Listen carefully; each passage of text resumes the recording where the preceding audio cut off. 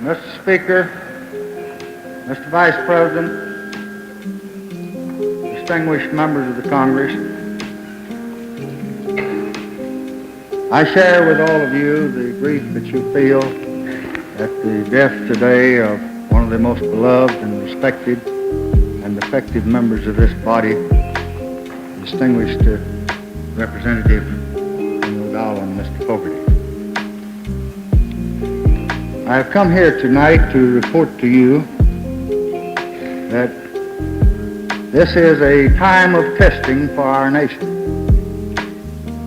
At home, the question is whether we will continue working for better opportunities for all Americans when most Americans are already living better than any people in history. Abroad, the question is whether we have the staying power to fight a very costly war when the objective is limited and the danger to us is seemingly remote. So our test is not whether we shrink from our country's cause when the dangers to us are obvious and close at hand, but rather whether we carry on when they seem obscure and distant, and some think that it is safe to lay down our burdens. I have come tonight to ask this Congress and this nation to resolve that issue,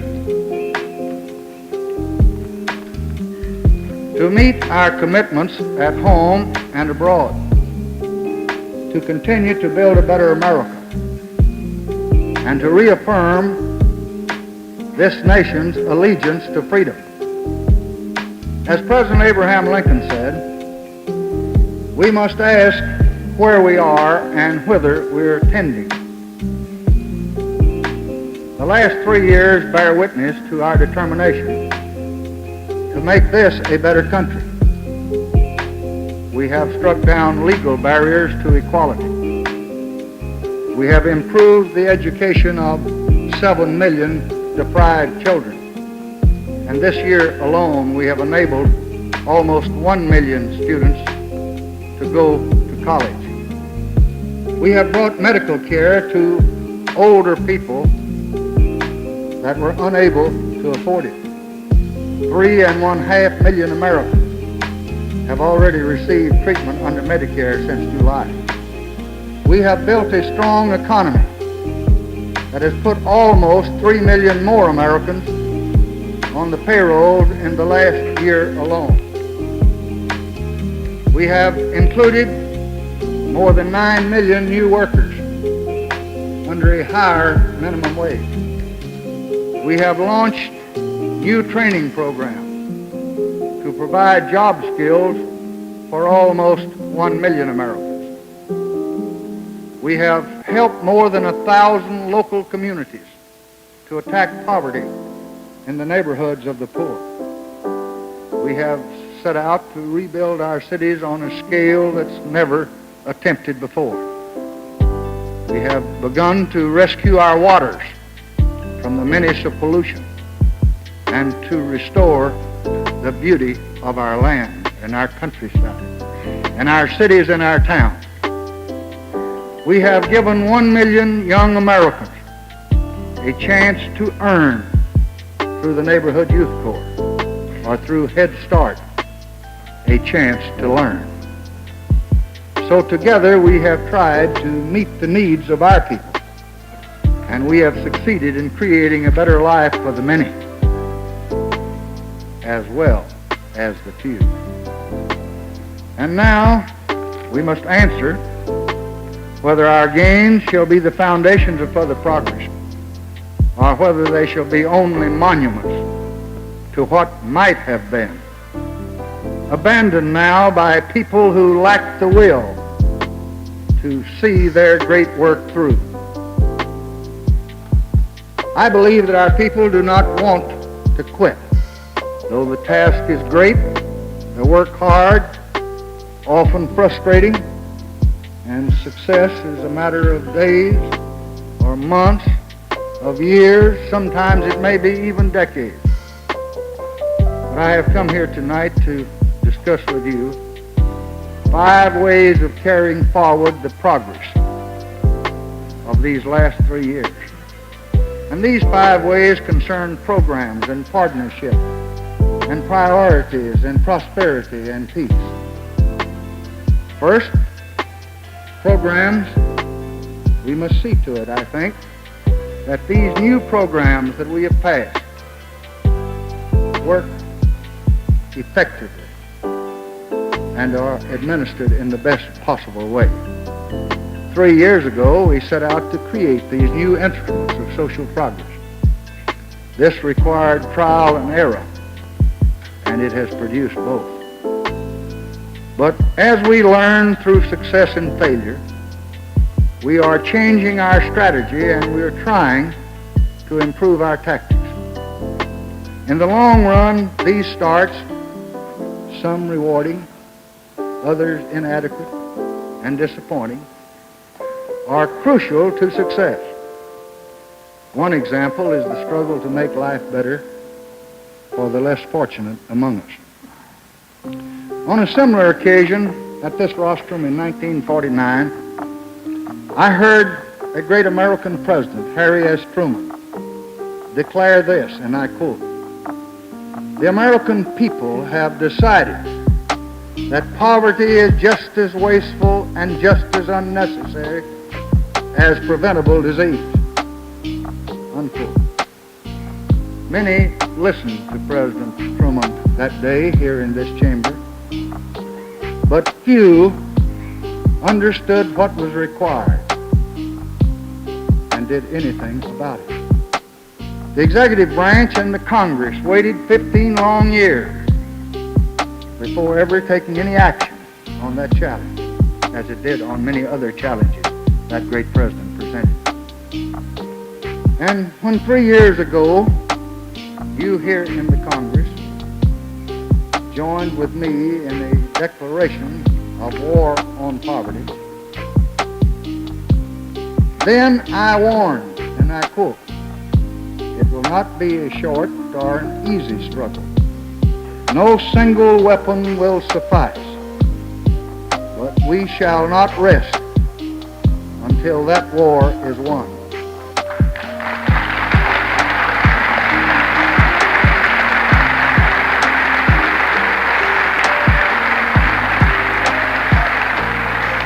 I have come here to renew that pledge tonight.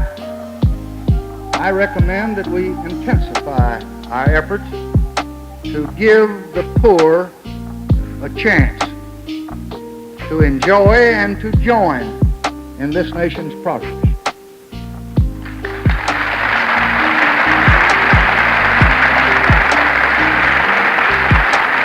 I shall propose certain administrative changes suggested by the Congress, as well as some that we have learned from our own trial and error.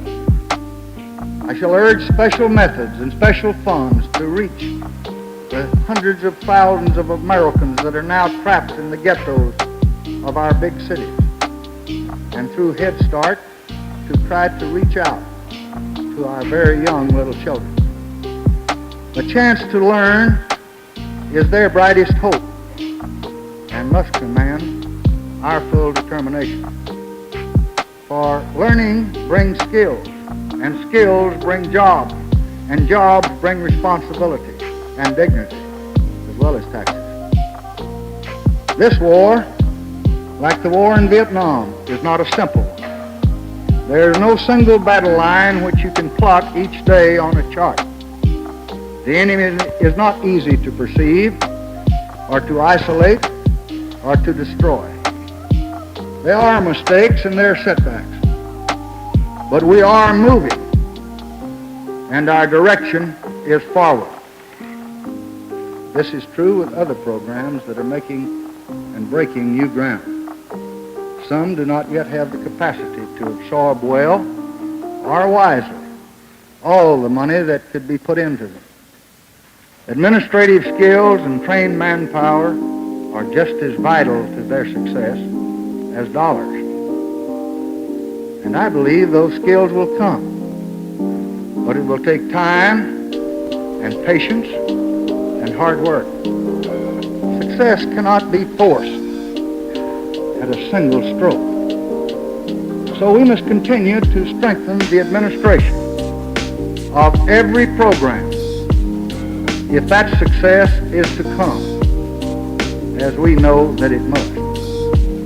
We have done much in the space of 2 short years working together. I have recommended, and you, the Congress, have approved 10 different reorganization plans, combining and consolidating many bureaus of this government and creating 2 entirely new cabinet departments. And I have come tonight to propose that we establish a new department, the Department of Business and Labor.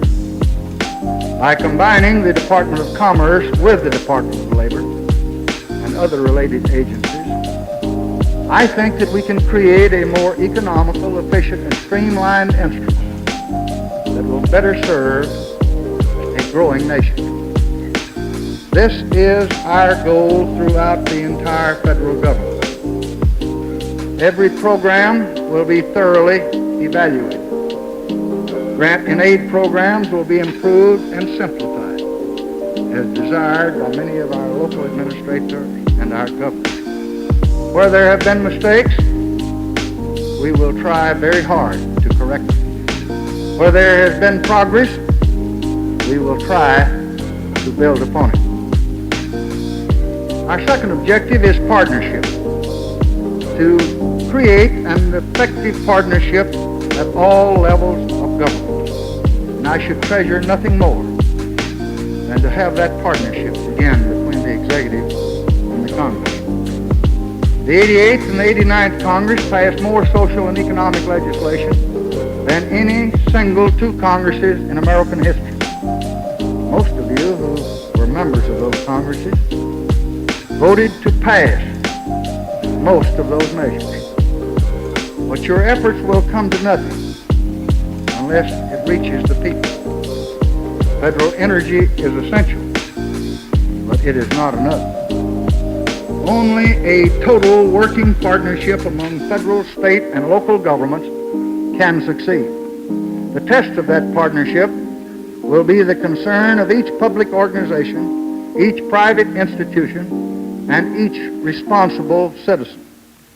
Each state and county and city needs to examine its capacity for government in today's world, as we are examining ours in the executive department, and as I see you are examining yours. Some will need to reorganize and reshape their methods of administration, as we are doing. Others will need to revise their constitutions and their laws to bring them up to date, as we are doing. Above all, I think we must work together and find ways in which the multitudes of small jurisdictions can be brought together more efficiently. During the past 3 years, we have returned to state and local governments about $40 billion in grants and aid. This year alone, 70% of our federal expenditures for domestic programs will be distributed through the state and the local government. With federal assistance, state and local governments by 1970 will be spending close to $110 billion annually. These enormous sums must be used wisely, honestly, and effectively. We intend to work closely with the states and the localities to do exactly that. Our third objective is priorities, to move ahead on the priorities that we've established within the resources that are available. I wish, of course, that we could do all that should be done, and that we could do it now. The nation has many commitments and responsibilities which make heavy demand upon our total resources. No administration would more eagerly utilize for these programs all the resources they require than the administration that started them. So let us resolve now to do all that we can with what we have, knowing that it is far, far more than we have ever done before, and far, far less than our problems will ultimately require. Let us create new opportunities for our children and our young Americans who need special help. We should strengthen the Head Start program, begin it for children 3 years old, and maintain its educational momentum by following through in the early years.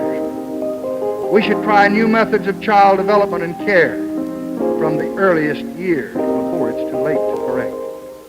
And I will propose these measures to the 90th Congress. Let us ensure that older Americans and neglected Americans share in their nation's progress. We should raise Social Security payments by an overall average of 20%.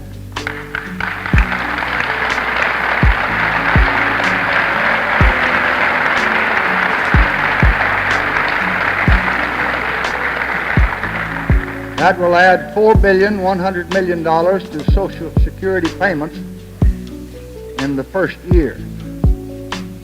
I will recommend that each of the 23 million Americans now receiving payments get an increase of at least 15%.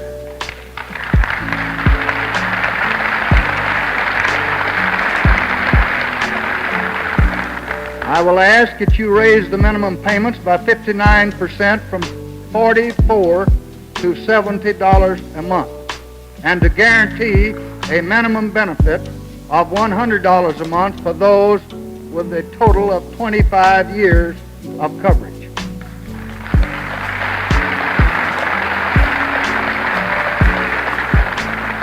We must raise the limits that retired workers can earn without losing Social Security income.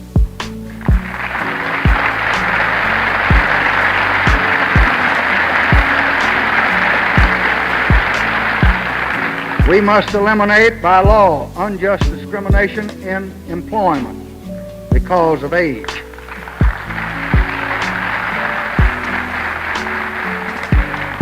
We should embark upon a major effort to provide self-help assistance to the forgotten in our midst, the American Indians and the migratory farm workers.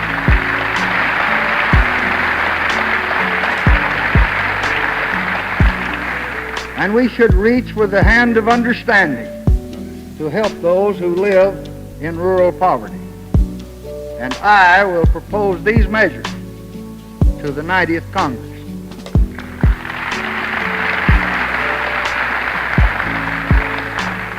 So let us keep on improving the quality of life and enlarging the meaning of justice for all of our fellow Americans. We should transform our decaying slums into places of decency through the landmark Model Cities program.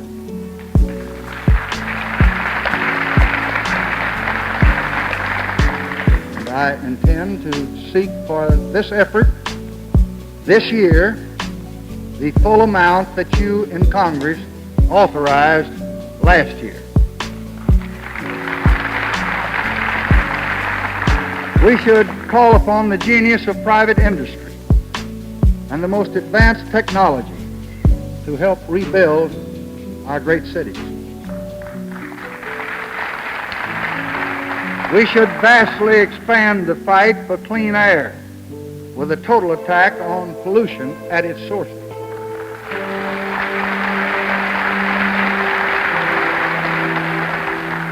And because air, like water, does not respect man-made boundaries, we shall set up regional airsheds throughout this great land. We should continue to carry every corner of the nation our campaign for a beautiful America, to clean up our towns, to make them more beautiful, our cities, our countryside, by creating more parks and more seashores and more open spaces for our children to play in and for the generations that come after us to enjoy.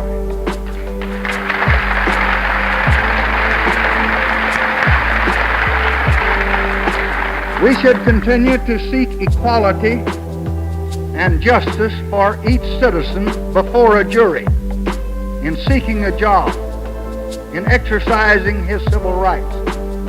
We should find a solution to fair housing so that every American, regardless of color, has a decent home of his choice.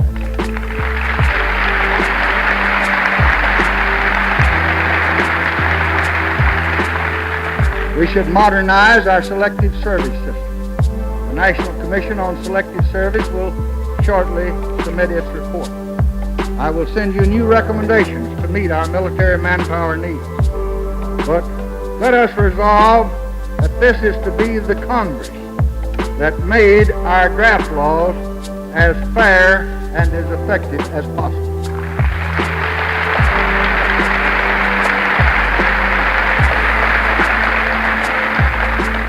We should protect what Justice Brandeis called the, quote, right most valued by civilized men, unquote, the right to privacy. We should outlaw all wiretapping, public and private,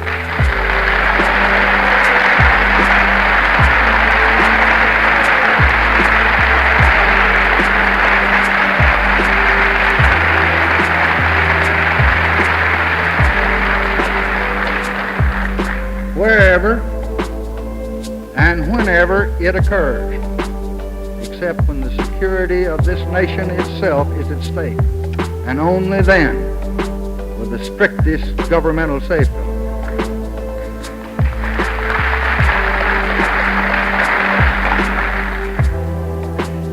And we should exercise the full reach of our constitutional powers to outlaw electronic bugging and snooping.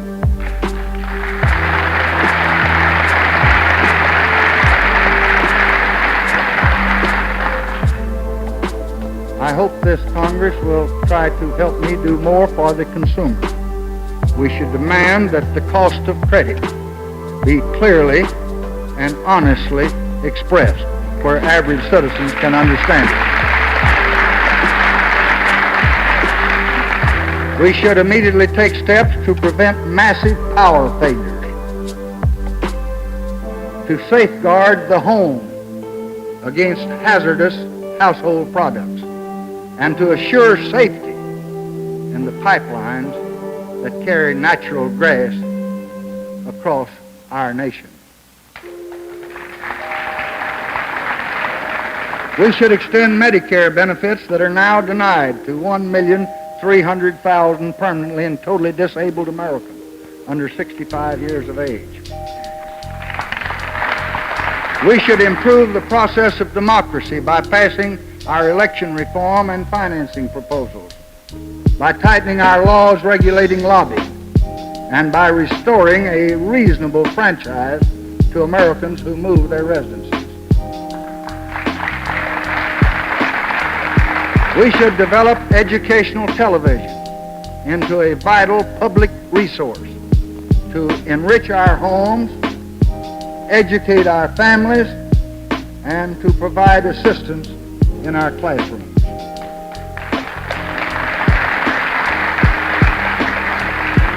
And we should insist that the public interest be fully served through the public's airwaves. And I will propose these measures to the 90th Congress. And now we come to a question that weighs very heavily on all of our minds, on yours and mine. This nation must make an all-out effort to combat crime.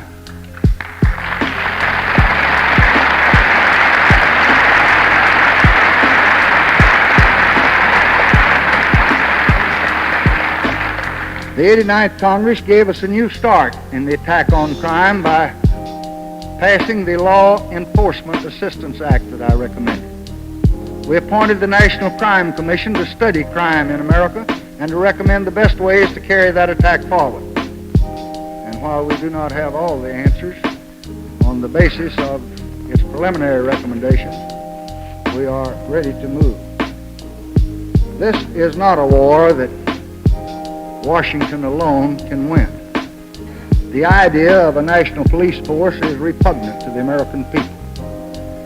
Crime must be rooted out in local communities by local authorities. But our policemen must be better trained and must be better paid and must be better supported by the local citizens that they try to serve and to protect.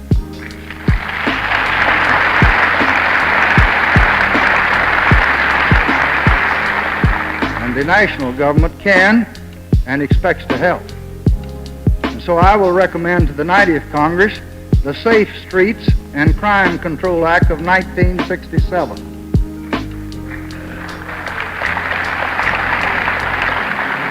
It will enable us to assist those states and cities that try to make their streets and their homes safer, and their police forces better, and their correction system more effective, and their courts more efficient. And when the Congress approves, the federal government will be able to provide a substantial percentage of the cost, 90% of the cost for developing the state and local plan, master plan to combat crime in their area. 60% of the cost of training new tactical units and developing instant communications and special alarm systems and introducing the latest equipment and techniques so that they can become weapons in the war on crime. And 50% of the cost of building crime laboratories and police academy type centers so that our citizens can be protected by the best trained and served by the best equipped police to be found anywhere. We will also recommend new methods to prevent juvenile delinquents from becoming adult delinquents. And we'll seek new partnerships with states and cities in order to deal with this hideous narcotics problem. And we'll recommend strict control on the sale of firearms.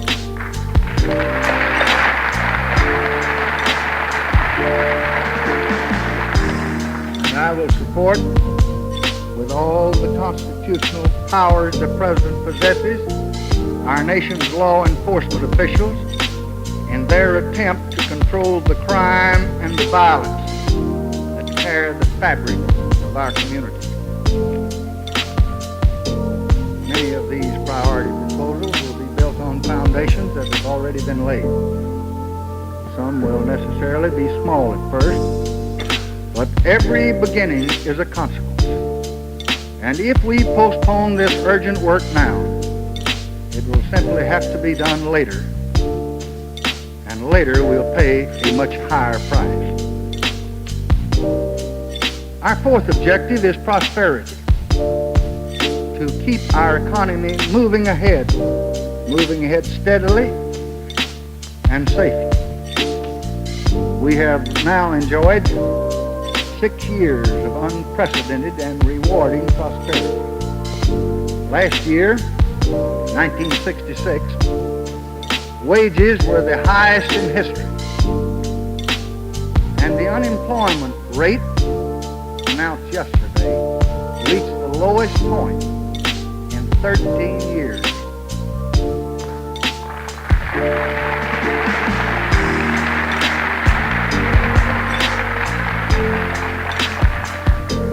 After-tax income of the American families after taxes rose nearly 5%.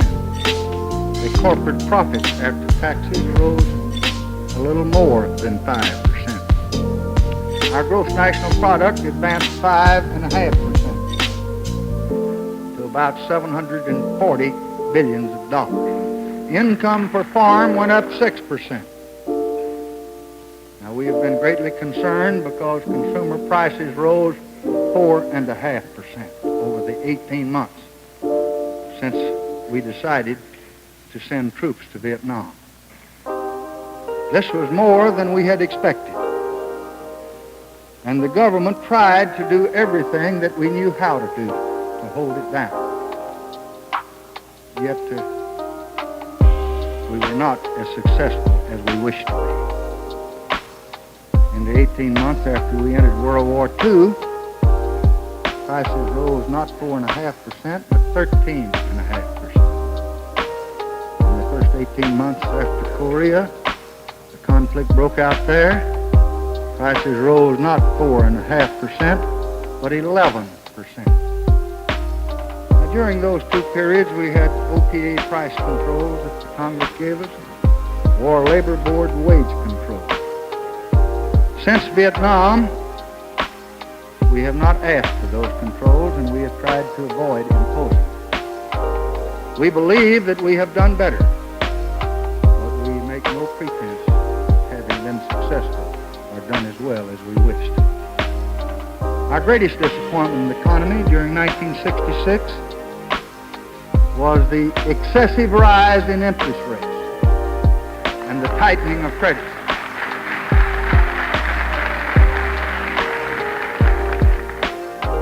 They imposed very severe and very unfair burdens on our home buyers and on our home builders and all those associated with the home industry. Last January, and again last September, I recommended fiscal and moderate tax measures to try to restrain the unbalanced pace of economic expansion. Legislatively and administratively, we took several billions out of the economy, and with these measures, in both instances, the Congress approved most of the recommendations rather promptly. As 1966 ended, price stability was seemingly being restored. Wholesale prices are lower tonight than they were in August. So are retail food prices. Monetary conditions are also easy. Most interest rates have retreated from their earlier peaks. More money now seems to be available. And given the cooperation of the Federal Reserve System, which I so earnestly seek, I am confident that this movement can continue. And I pledge the American people that I will do everything in a president's power to lower interest rates and to ease money in this country.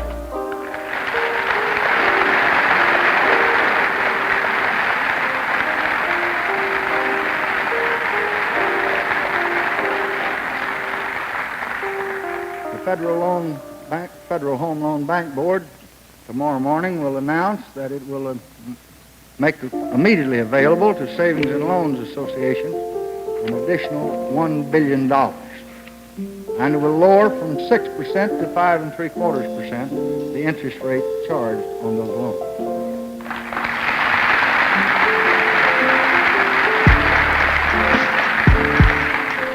We shall continue on a sensible course of fiscal and budgetary policy that we believe will keep our economy growing without new inflationary spirals, that will finance responsibly the needs of our men in Vietnam and the progress of our people at home, that will support a significant movement in our export surplus, and will press forward toward easier credit and toward lower interest rates. I recommend to the Congress a surcharge of 6% on both corporate and individual income taxes to last for 2 years or for so long as the unusual expenditures associated with our efforts in Vietnam continue. I will promptly recommend an earlier termination date if a reduction in these expenditures permitted. This surcharge will raise revenues by some $4.5 billion in the first year.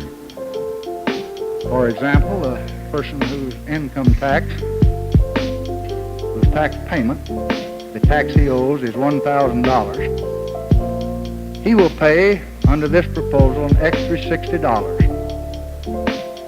over the 12-month period, or $5 a month. The overwhelming majority of Americans who pay taxes today are below that figure, and they will pay substantially less than $5 a month. married couples with 2 children with incomes up to $5,000 per year will be exempt from this tax, as will single people with an income of up to $1,900 a year.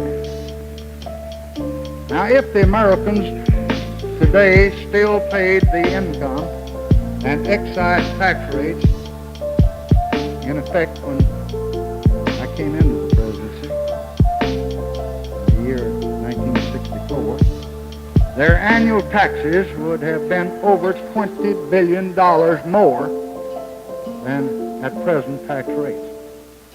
So this proposal is that while we have this problem and this emergency in Vietnam, while we're trying to meet the needs of our people at home, your government asks for slightly more than 1/4 of that tax cut each year in order to try to hold our budget deficit in fiscal 1968 within prudent limits, and to give our country and to give our fighting men the help they need in this hour of trial. For fiscal 1967, we estimate the budget expenditures to be $126.7 billion, 126.7, and revenues of $117 billion. That will leave us a deficit this year of $9.7 billion. For fiscal 1968, we estimate the budget expenditures of $135 billion. With the tax measures recommended and a continuing strong economy, we estimate revenues will be $126.9 billion. The deficit then will be $8.1 billion. I will very soon forward all of my recommendations to the Congress. Yours is the responsibility to discuss and to debate them, to approve or modify or reject them. I welcome your views as I have welcomed working with you 30 years as a colleague and as Vice President and President. I should like to say to the members of the opposition, whose numbers, if I am not mistaken, seem to have increased somewhat,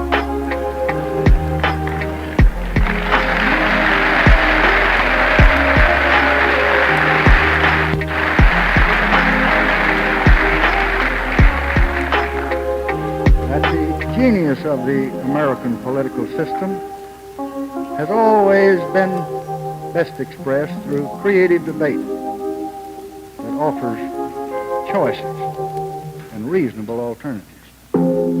Throughout our history, great Republicans and Democrats have seemed to understand this. So let there be light and reason in our relations.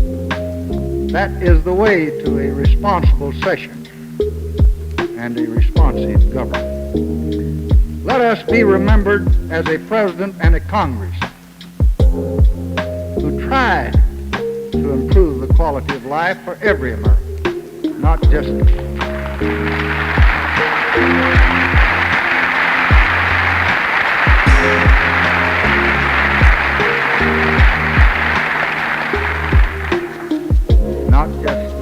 rich, not just the poor, but every man, woman, and child in this great nation of ours.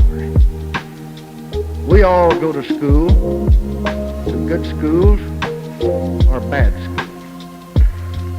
We all take air into our lungs, clean air or polluted air. We all drink water, pure water or polluted water. We all face sickness someday, and someday often as we wish, and old age as well. We all have a stake in this great society, in its economic growth, in the reduction of civil strife, a great stake in good government. We must not arrest the pace of progress that we've established in this country in these years.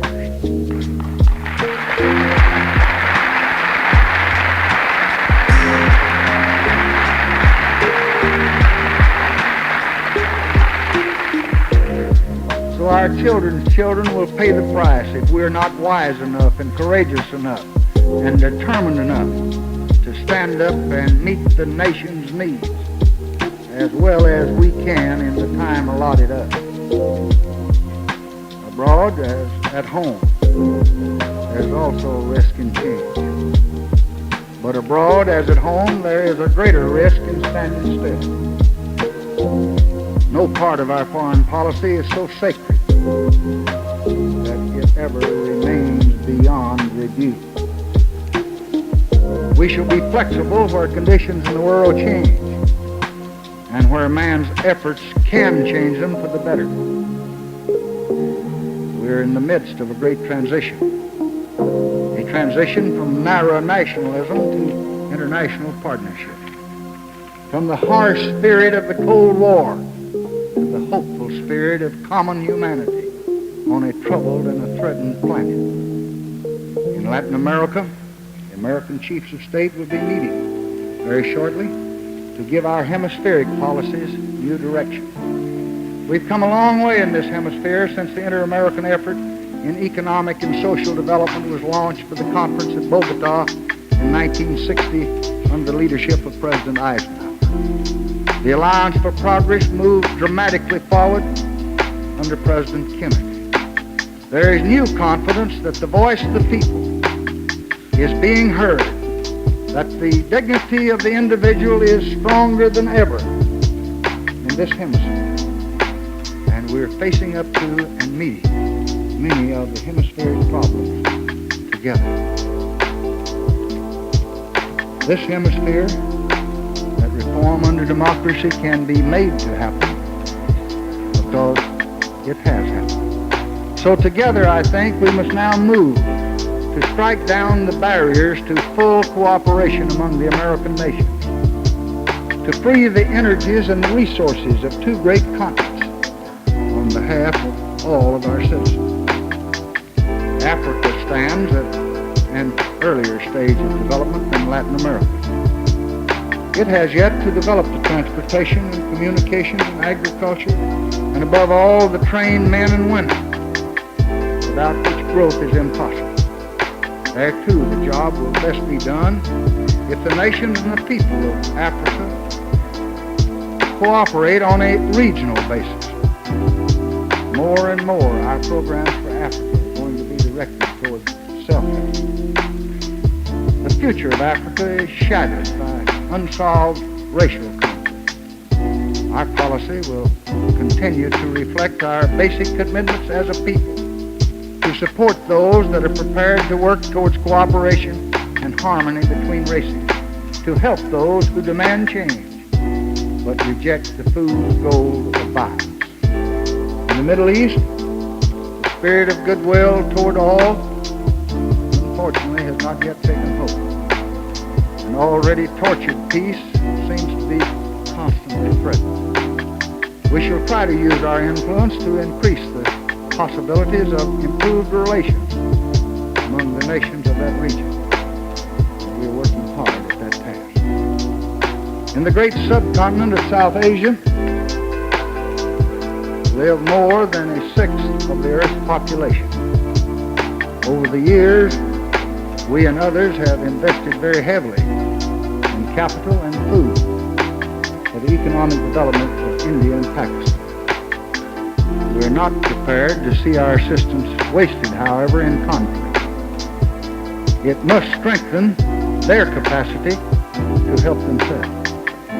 It must help these two nations, who both are friends, to overcome poverty and to emerge as self-reliant leaders and find terms for reconciliation and cooperation. In Western Europe, we shall maintain in NATO an integrated common defense. But we also look forward to the time when greater security can be achieved through measures of arms control and disarmament and through other forms of practical agreement. We're shaping a new future of enlarged partnership in nuclear affairs, in economic and technical cooperation, in trade negotiations, in political consultation, and in working together with the governments and peoples of Eastern Europe and the Soviet Union.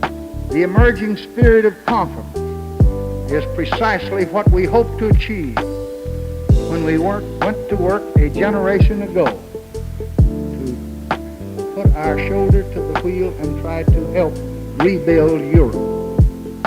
We faced new challenges and opportunities then and there, and we faced also some dangers. But I believe that the peoples on both sides of the Atlantic, as well as both sides of this chamber, wanted to face them together. Our relations with the Soviet Union, Eastern Europe, are also in transition. We have avoided both the acts and the rhetoric of the Cold War. When we have differed with the Soviet Union, or other nations for that matter, I've tried to differ quietly and with courtesy and without venom. Our objective is not to continue the Cold War, but to end it. We have signed an agreement with the United Nations on the peaceful uses of outer space. We have agreed to open direct air flights with the Soviet Union. We have removed more than 400 non-strategic items from export control. We're determined that the Export-Import Bank can allow commercial credits to Poland and Hungary and Bulgaria and Czechoslovakia, as well as to Romania and Yugoslavia. We have entered into a cultural agreement with the Soviet Union for another 2 years. We have agreed with Bulgaria and Hungary to upgrade our legations to embassies. We have started discussions with international agencies on ways of increasing contacts with Eastern European countries. This administration has taken these steps even as duty compelled us to fulfill and execute alliances and treaty obligations throughout the world that were entered into before I became president. So tonight, I now ask and urge this Congress to help our foreign and our commercial trade policies by passing an East-West trade bill and by approving our consular convention with the Soviet Union.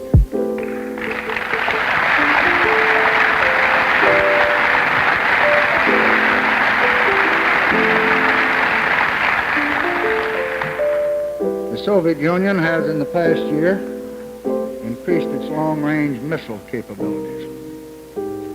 It has begun to place near Moscow a limited anti-missile defense. My first responsibility to our people is to assure that no nation can ever find it rational to launch a nuclear attack or to use its nuclear power as a credible threat against us or against our allies.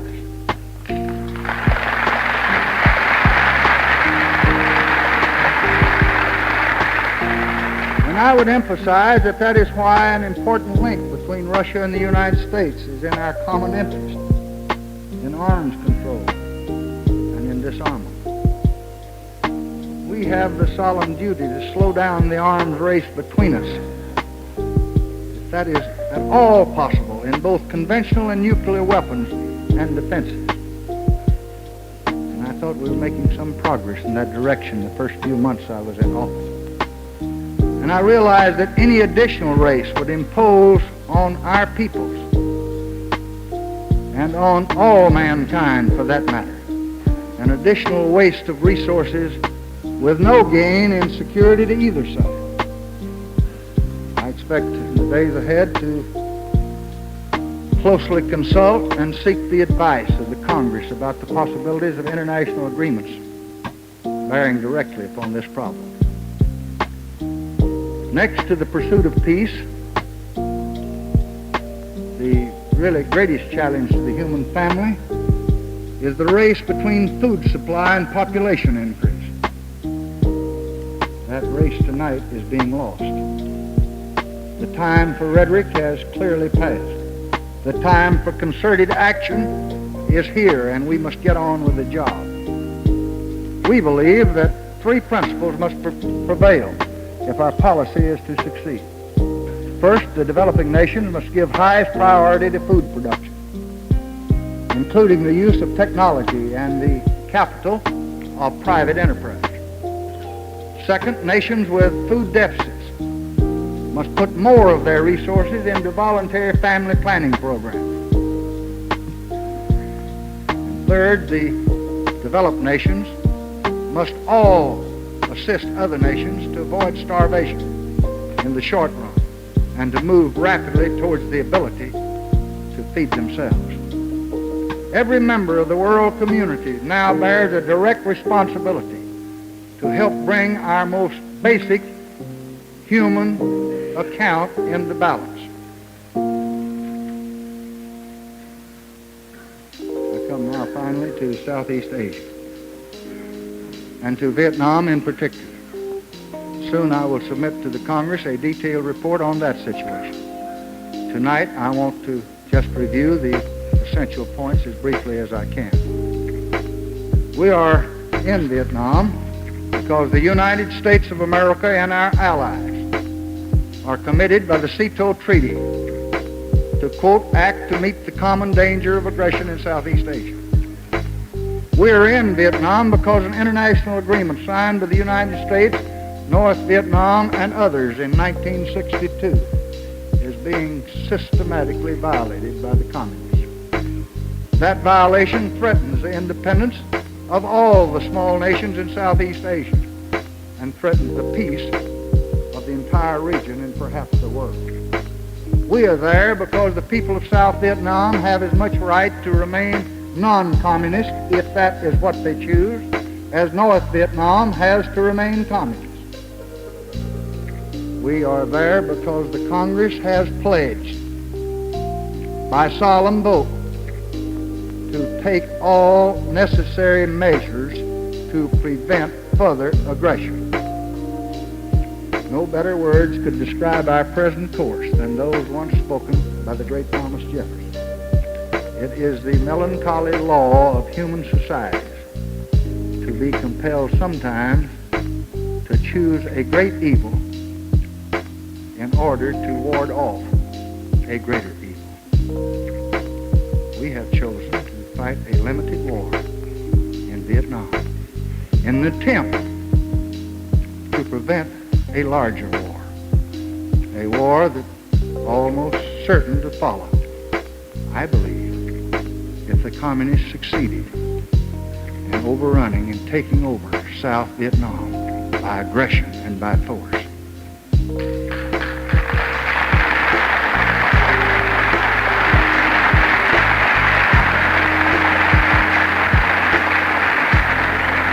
I believe, and I am supported by some authority, that if they are not checked now, the world can expect to pay a greater price to check them later. That's what our statesmen said when they debated this treaty. And that's why it was ratified 82-1 by the Senate many years ago. You will remember that we stood in Western Europe 20 years ago. Is there anyone in this chamber tonight who doubts that the course of freedom was not changed for the better because of the courage of that stand? 16 years ago, we and others stopped another kind of aggression. This time it was in Korea. And imagine how different Asia might be today if we had failed to act when the Communist Army of North Korea marched south. The Asia of tomorrow will be far different because we have said in Vietnam, as we said 16 years ago in Korea, this far and no further.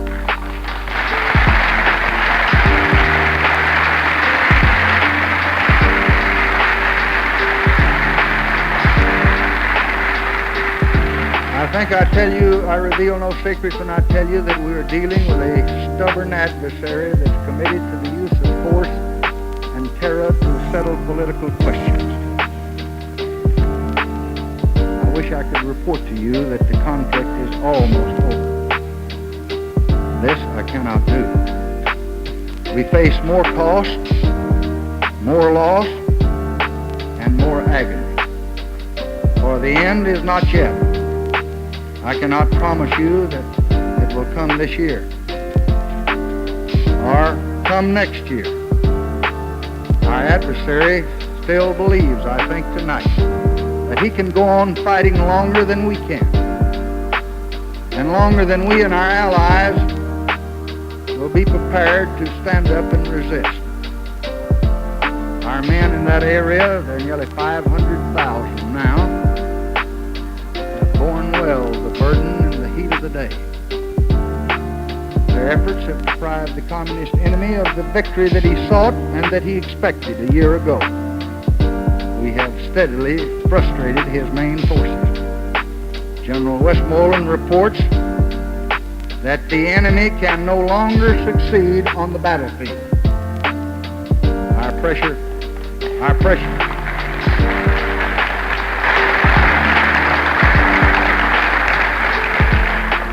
So I must say to you that our pressure must be sustained and will be sustained until he realizes that the war he started is costing him more than he can ever gain. I know of no strategy more likely to attain that end than the strategy of accumulating slowly but inexorably every kind of material resource, of laboriously teaching troops the very elements of their trade. That and patience. I mean a great deal of patience. Our South Vietnamese allies are also being tested tonight because they must provide real security to the people that are living in the countryside. And this means reducing the terrorism and the armed attacks which kidnapped and killed 26,900 civilians in the last 32 months to levels where they can be successfully controlled by the regular South Vietnamese security forces. It means bringing to the villagers an effective civilian government that they can respect and that they can rely upon and that they can participate in and that they can have a personal stake in their government. We hope that government is now beginning to emerge. While I cannot report the desired progress in the pacification effort, the very distinguished and able Ambassador Henry Cabot Lodge reports that South Vietnam is turning to this task with a new sense of urgency. And we can help, but only they can win this part of the war. Their task is to build and protect a new life in each rural province. One result of our stand in Vietnam is already clear. It is this. The peoples of Asia now know that the door to independence is not going to be slammed shut. They know that it is possible for them to choose their own national destinies without coercion. The performance of our men in Vietnam, backed by the American people, has created a feeling of confidence and unity among the independent nations of Asia and the Pacific. I saw it in their faces in the 19 days that I spent in their homes and in their country. Fear of external communist conquest in many Asian nations is already subsiding. And with this, the spirit of hope is rising. For the first time in history, a common outlook and common institutions are already emerging. This forward movement is rooted in the ambitions and the interests of Asian nations themselves. It was precisely this movement that we hoped to accelerate. When I spoke at Johns Hopkins in Baltimore in April 1965, and I pledged a much more massive effort to improve the life of man in that part of the world, in the hope that we could take some of the funds that we were spending on bullets and bombs and spend on schools and production. 20 months later, our efforts have produced a new reality. The doors of the billion-dollar Asian Bank that I recommended to the Congress and you endorsed almost unanimously, I'm proud to tell you, are already open. Asians are engaged tonight in regional efforts in a dozen new directions. Their hopes are high, their faith is strong, their confidence is deep. And even as the war continues, we shall play our part in carrying forward this constructive, historic development. As recommended by the Eugene Black Mission, and if other nations will join us, I will seek a special authorization from the Congress of $200 million for East Asian regional program, because we are eager to turn our resources to peace. Our efforts in behalf of humanity, I think, need not be restricted by any parallel or by any boundary line. The moment that peace comes, as I pledged in Baltimore, I will ask the Congress for funds to join in an international program of reconstruction and development for all the people of Vietnam and their deserving neighbors who wish our help. We shall continue to hope for a reconciliation between the people of mainland China and the world community, including working together in all the tasks of arms control and security and progress on which the fate of the Chinese people, like their fellow men elsewhere, depends. We would be the first to welcome a China which decided to respect her neighbors' rights. We would be the first to applaud her were she to apply her great energies and intelligence to improving the welfare of her people. And we have no intention of trying to deny her legitimate needs for security and friendly relations with her neighboring countries. Our hope that all of this will someday happen rests on the conviction that we, the American people and our allies, will and are going to see Vietnam through to an honorable peace.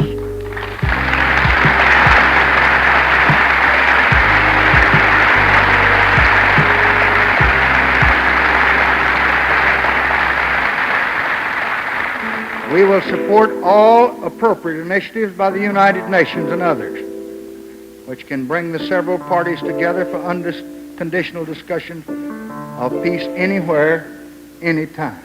And we will continue to take every possible initiative ourselves to constantly probe for peace. And until such efforts succeed, or until the infiltration ceases, or until the conflict subsides, I think the course of wisdom for this country is that we just must firmly pursue our present course. We will stand firm in Vietnam.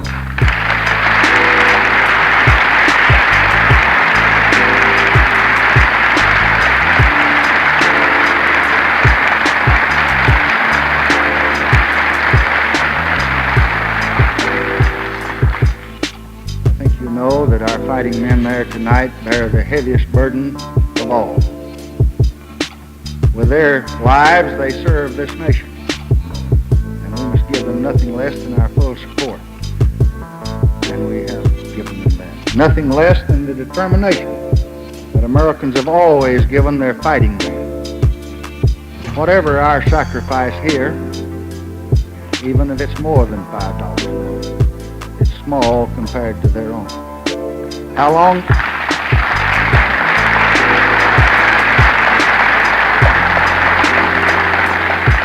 How long it will take, I cannot prophesy. I only know that the will of the American people, I think, is tonight being tested. Whether we can fight a war of limited objectives over a period of time and keep alive the hope of independence and stability for people other than ourselves, whether we can continue to act with restraint when the temptation to get it over with is inviting but dangerous, whether we can accept the necessity of choosing a great evil in order to ward off a greater, whether we can do these without arousing the hatreds and the passions that are ordinarily loose in time of war. On all these questions, so much turns. The answers will determine not only where we are, but whither we are tending. Time of testing,